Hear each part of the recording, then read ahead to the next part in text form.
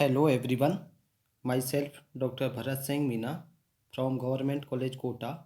आज हम acid and base के अंतर्गत जो पढ़ेंगे वो हमारा टॉपिक रहेगा विलायक तंत्र का सामान्य सिद्धांत, जिसे हम कहें general theory of solvent system. Then हम उसके बाद पढ़ेंगे विलायकों के सम आयनन एवं विषम आयनन प्रभाव, और इसी क्रम में आगे हम जो डिस्कस करेंगे वो हमारा डिस्कस रहेगा कि जो डिफरेंट सम आयनन सॉल्वेंट हैं और विषम आयनन सॉल्वेंट हैं उनकी डेफिनेशन क्या है, उनकी बिहेवियर क्या है, उनका प्रोटॉन एफिनिटी पर क्या प्रभावी इफेक्ट रहता है। तो आइए सबसे पहले हम जो डिस्कस करते हैं वो general theory of solvent system पर करते हैं। यह सिद्धांत एक प्रकार से आर्यनियस सिद्धांत का ही लार्ज रूप है, विस्तृत स्वरूप है। जैसा कि हम जानते हैं कि आर्यनियस सिद्धांत के अनुसार जो पदार्थ जल में घुलकर प्रोटॉन मुक्त करे वे अम्ल हैं, और जो जल में घुलकर हाइड्रोक्साइड आयन मुक्त करे वो क्षार कहलाता है, अकॉर्डिंग टू आर्यनियस प्रिंसिपल। और जो जनरल विलायक सिद्धांत है वो क्या कहता है कि कोई पदार्थ किसी विलायक में घुलकर, ध्यान दें, यदि विलायक के धनायन मुक्त करे तो वो है एसिड कहलाएगा, अम्ल कहलाएगा। और जो पदार्थ विलायक में घुलकर उस विलायक के ऋणायन मुक्त करे, ठीक है, वो क्या कहलाएगा, क्षार कहलाएगा। धनायन मुक्त करे वो तो अम्ल कहलाएगा, और जो उस विलायक के ऋणायन मुक्त करे वो क्षार कहलाएगा। और इन विलायकों के धनायन और ऋणायनों का आपस में संयुक्त होकर विलायक अणुओं का बनना क्या कहलाएगा, उदासीनीकरण कहलाएगा। अगर आप उदाहरण देखें तो विलायक यहाँ पर द्रव अमोनिया का स्वतः किस प्रकार से वियोजन होता है उसको हम उदाहरण के माध्यम से समझते हैं। वे पदार्थ जो द्रव अमोनिया में अमोनियम आयन मुक्त करेंगे क्या कहलाएंगे, अम्ल कहलाएंगे। जबकि जो पदार्थ द्रव अमोनिया में एमाइड आयन मुक्त करेंगे वो क्या कहलाएंगे, क्षार कहलाएंगे। क्यों अम्ल इसलिए कहला रहे हैं कि NH3 में अगर H प्लस जुड़ रहा है और वो NH4 तभी बनेगा, NH3 से NH4 प्लस जब H प्लस उसमें जुड़ेगा, तो इसका मतलब वो एसिड कहलाएगा। और यहाँ NH3 से एक हाइड्रोजन आयन रिमूव हो रहा है तो ये NH2 माइनस बन गया, तो ये क्षार कहलाएगा। अब आप देखिए इस प्रोसेस को हम आगे क्या कहेंगे, अमोनियम आयनों का एमाइड आयनों के साथ संयुक्त होकर जो अम्ल अमोनिया से अमोनियम आयन बने और अमोनिया से एमाइड आयन बने, इन दोनों का संयुक्त होकर जो अमोनिया अणु बनाने की जो प्रोसेस है उसे हम उदासीनीकरण कहते हैं। इसी प्रकार से आप एक अन्य सॉल्वेंट देखें N2O4, यहाँ पर ये N2O4 सॉल्वेंट में नाइट्रोसिल NO प्लस आयन मुक्त करने वाले पदार्थ क्या कहलाएंगे, अम्ल कहलाएंगे। और जो नाइट्रेट आयन मुक्त करेंगे NO3 माइनस वो पदार्थ क्षार कहलाएंगे। और NO प्लस और NO3 माइनस संयुक्त होकर क्या बनाएंगे, N2O4 बनाएंगे। और N2O4 बनाने का जो प्रोसेस है वो उदासीनीकरण प्रोसेस कहलाएगा। आप देखिए NO प्लस ये नाइट्रोसिल है और NO3 माइनस ये नाइट्रेट है, ये दोनों संयुक्त होकर क्या बना रहे हैं, N2O4 लिक्विड बना रहे हैं। और N2O4 बनने की प्रोसेस ही उदासीनीकरण प्रक्रिया कहलाती है। अब हम दूसरा जो हमारा टॉपिक है जिस पर हम डिस्कस करेंगे वो हमारा टॉपिक है विलायकों के सम आयनन एवं विषम आयनन प्रभाव।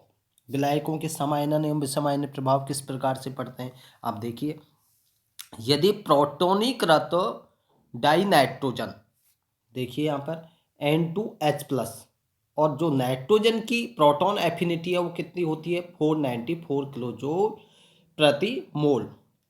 अब हम इस डाइनाइट्रोजन का क्या करें कि डाइनाइट्रोजन को यदि गैसीय जल के साथ मिश्रित किया जाए, जिसमें क्या होगा, H2O का एक अणु प्रेजेंट होगा। तो जो रिएक्शन संपन्न होगी वो किस प्रकार से होगी, ये तो आपका डाइनाइट्रोजन है N2H+, और इसमें एक वाटर मॉलिक्यूल है H2O। अब जो इनकी मिश्रित रिएक्शन होगी उससे क्या बन रहा है, N2 बन रहा है, नाइट्रोजन बन रहा है, और H3O+ बन रहा है। अब आप देखिए इनकी जो प्रोटॉन एफिनिटी है H2O की कितनी थी, 697, और इस H2O और N2H+ के मिश्रित होने के बाद जो रिएक्शन संपन्न हुई, और रिएक्शन संपन्न होने के बाद जो N2 बना उसकी प्रोटॉन एफिनिटी 494 रह गई है। आप देखिए 697 H2O की प्रोटॉन एफिनिटी थी, और जो नाइट्रोजन बना N2 उसकी 494 रह गई। अब यहां पर देखें कि जो जल जल की प्रोटॉन एफिनिटी है वो इस बात का डिटर्मिनेशन करती है कि प्रोटॉनों का ट्रांसफर हो अथवा नहीं। और इसके विपरीत, इस प्रोसेस के विपरीत आप देखें, यदि गैसीय जल के साथ हाइड्राइड आयनों को मिश्रित किया जाए तो आपकी अपक्रिया इस प्रकार से संपन्न होगी। ये गैसीय जल है H2O और ये हाइड्राइड है H-, इन दोनों को मिश्रित किया तो जो रिएक्शन संपन्न हुई उसमें एक तो H2 बना और एक हाइड्रोक्सिल आयन बना OH-। अब आप देखें इनकी OH आयनों की प्रोटॉन बंधुता का मान अभिक्रिया तंत्र की क्षारकता का निर्धारण करता है। ठीक है, OH- हाइड्रोक्सिल आयनों।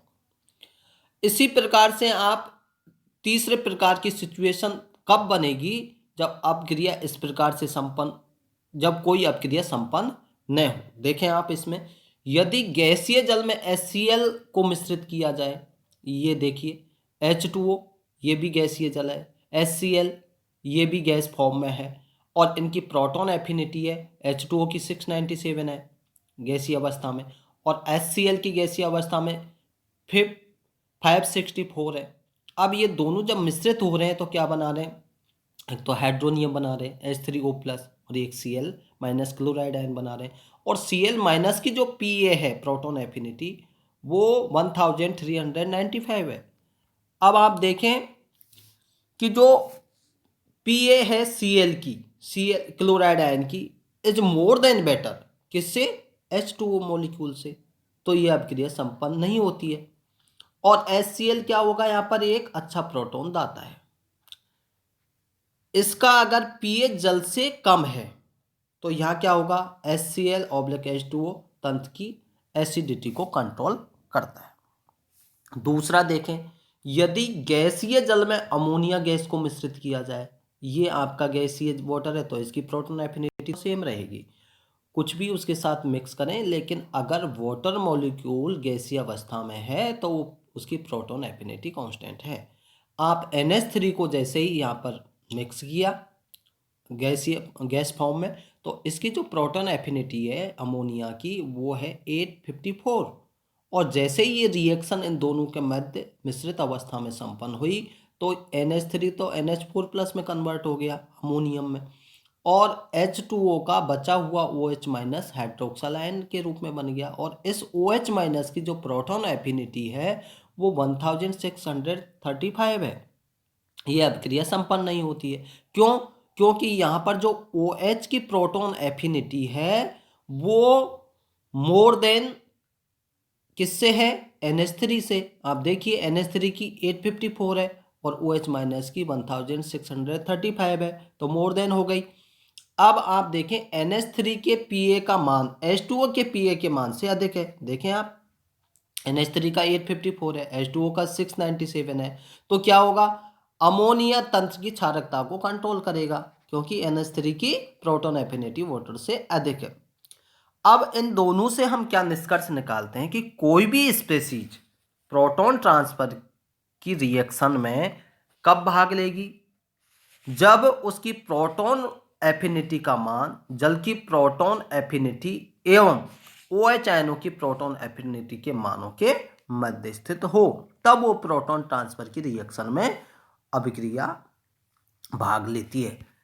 अब आप देखें, यदि X, ये हैलाइड है, हैलाइड आयन के Pa का मान 1635 से उच्च हो, तब क्या होगा, वह जल से प्रोटॉन ग्रहण करेगी। ध्यान दें, अगर इस वैल्यू से भी अगर उसकी वैल्यू अधिक हो तो वो कहां से प्रोटॉन ग्रहण करेगी, वाटर से। और यदि हैलाइड आयन के पीए का मान 697 से कम हो तो क्या होगा, HX से प्रोटॉन का ट्रांसफर जल अणु की ओर होगा। ध्यान रखें इस चीज को, इस वैल्यू से अगर उच्च होगी तो जल से प्रोटॉन ग्रहण करेगी, और इस वैल्यू से अगर ये इस वैल्यू से कम हुआ तो HX से प्रोटॉन का स्थानांतरण जल अणु की ओर होगा। अब आप देखें, एक महत्वपूर्ण लाइन है, गैसीय जल प्रावस्था में कोई भी स्पीशीज हाइड्रोनियम से अधिक अम्लीय नहीं हो सकती। कौन सी प्रावस्था में, गैसीय जल प्रावस्था में। और OH हाइड्रोक्साइल आयन से अधिक क्षारीय नहीं हो सकती इस अवस्था में, गैसीय अवस्था में। अब आप देखें, अम्ल व क्षार जो इस सीमा से बाहर हों वह भी जल अणुओं से क्रिया करके क्या बनाते हैं, हाइड्रोनियम आयन H3O+, या क्या बनाएंगे, OH- हाइड्रोक्साइल आयन बनाकर इस सीमा के अंदर आ जाते हैं। अब आप देखें, यदि जल को गैसीय अवस्था में से किस में लिया जाए, द्रव अवस्था में लाया जाए, और इन्हीं अभिक्रियाओं को संपन्न कराया जाए तो क्या होगा, जो द्रव जल के झुंड अणुओं के साथ जो प्रोटॉन का जलयोजन होता है वो इस प्रोसेस में जलयोजन ऊर्जा को मुक्त करेगा। और झुंड में जल अणुओं की संख्या जितनी अधिक होगी जलयोजन ऊर्जा का मान उतना ही अधिक होगा। और इसकी जो हाईएस्ट लिमिट है का मान है वो है 1130 किलोजूल प्रति मोल। इससे हम क्या कहेंगे, इसे द्रव जल की प्रभावी प्रोटॉन बंधुकता या effective proton affinity of liquid water कहते हैं। अब यदि OH आयन क्या करें, द्रव जल में जलयोजित हो जाएं तो उनके प्रोटोनीकरण या आवेश उदासीनीकरण OH- plus H plus H2, तो पहले तो उन हाइड्रोजन बंधों को तोड़ना पड़ेगा जो OH आयनों व उनके घेरे हुए जल अणुओं के साथ झुंड के मध्य स्थापित हो जाते हैं। क्योंकि इस प्रोसेस में ऊर्जा की कुछ मात्रा खर्च हो जाती है तो क्या होगा, प्रोटोनीकरण में मुक्त हुई ऊर्जा जिसे हम कहते हैं प्रोटॉन एफिनिटी का मान कम हो जाएगा। आप देखें, H+ गैसीय अवस्था में है, OH- हाइड्रोक्साइल आयन है, दोनों रिएक्शन करेंगे, H2O का जो मॉलिक्यूल है गैसीय अवस्था में बनेगा, और इनकी ये DLH और PA वैल्यूज इस प्रकार से होंगी। इसी प्रकार से अगर ये H+ आयन तो गैसीय अवस्था में, OH एक्वस अवस्था में, तो यहाँ पर H2O मॉलिक्यूल बनेगा लिक्विड, और इसकी जो PA की वैल्यू आएगी OH की यहाँ पर इसकी तुलना में घटेगी, 1188 किलोजूल प्रति मोल है। इन दोनों से हम ये निष्कर्ष निकालते हैं कि जलीय विलयन में इफेक्टिव प्रोटॉन एफिनिटी के वैल्यूज की जो रेंज है वो कहाँ से कहाँ हो गई, 1130 टू 1188 किलोजूल प्रति मोल के मध्य। मतलब कितना डिफरेंस रहा, 58 का। और कोई स्पीसीज अगर जलीय विलयन में H+ एक्वस से अधिक अम्लीय अथवा OH- एक्वस से अधिक क्षारीय नहीं हो सकती, ये ध्यान रखें। किस विलयन में, जलीय विलयन में। अब आप एक और चीज देखें, जल में अगर आप HCl और HNO3 जैसे प्रबल अम्ल हैं, ये दोनों कैसे अम्ल हैं, आपके स्ट्रॉन्ग एसिड हैं, पूर्णतः वियोजित अवस्था में होते हैं। और जल में सभी अम्लों का जो आयनन होगा वो कैसा होगा, इक्वल होगा, और सभी की जो प्रबलता होगी वो भी इक्वल होगी। तो इस प्रभाव को हम कहेंगे लेवलिंग इफेक्ट या सम आयनन इफेक्ट। और ऐसे विलायकों को हम कहेंगे लेवलिंग सॉल्वेंट, सम आयनन विलायक। इनमें कई अम्लों और क्षारों का समान रूप से आयनन हो, अर्थात जिनमें कई अम्लों या क्षारों की प्रबलता का लेवल समान हो जाए। इस प्रभाव को विलायकों का समानन प्रभाव कहा जाता है। और ऐसी स्थिति में एसिड या बेस की जो प्रबलता का क्रम है वो ज्ञात करना संभव नहीं है। ऐसे अम्लों और क्षारों, या हम कहें अम्लों या क्षारों की जो प्रबलता है उसको ज्ञात करने के लिए आप क्या करेंगे, किसी दुर्बल एसिड या दुर्बल क्षार के सॉल्वेंट के रूप में प्रयुक्त किया जाएगा। किनको? दुर्बल एसिड या दुर्बल क्षार को। और ये दुर्बल क्षार और दुर्बल अम्ल और प्रबल क्षार और अम्लों की सामर्थ्य को आप आइडेंटिफाई कर सकते हैं। ऐसे सॉल्वेंट को हम कहते हैं डिफरेंटिएटिंग सॉल्वेंट, विषम आयनन विलायक, और इस प्रभाव को हम कहेंगे विषम आयनन इफेक्ट, डिफरेंटिएटिंग इफेक्ट। उदाहरण देखें आप, HCl वाटर में पूरी तरह वियोजित होने के कारण क्या बनाएगा? प्रबल अम्ल की भांति व्यवहार करेगा, लेकिन एसिटिक अम्ल विलायक में इसका दुर्बल अम्लीय हो जाता है। आप देखें, HCl है, H2O, H3O प्लस बन रहा है, Cl माइनस, पूर्ण वियोजन हो रहा है। और HCl आप देखें एसिटिक एसिड के साथ आंशिक वियोजन हो रहा है, CH3COO H2 plus plus Cl minus. आप देखेंगे कि एसिटिक अम्ल में इन प्रबल अम्लों की जो आपेक्षिक सामर्थ्य को ज्ञात किया जा सकता है वो इस प्रकार से, कुछ प्रमुख जो एसिड हैं उनकी प्रबलता का क्रम इस प्रकार से होगा: HNO3, HCl, H2SO4 sulphuric acid और HClO4, इनका जो प्रबलता का क्रम है वो इस प्रकार से होगा। तो आपने देखा कि डिफरेंट डिफरेंट टाइप के एग्जाम्पल्स के माध्यम से हमने विलायकों के समायनन एवं विषमायनन प्रभाव के बारे में डिस्कस किया। Thank you.